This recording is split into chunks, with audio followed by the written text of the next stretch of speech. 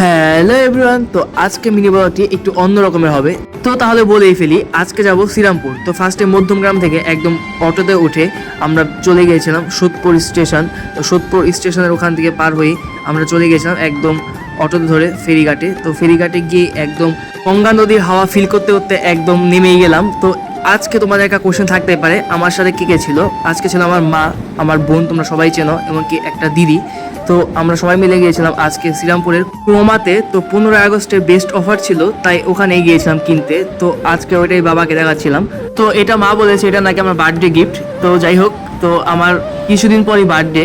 তো ল্যাপটপ কেনার পর দিদিকে ওখানে ছেড়ে দিয়ে আমরা আবার অটোতে উঠে চলে যাচ্ছিলাম। তো আমরা গঙ্গার ঘাটের দিকে যাব।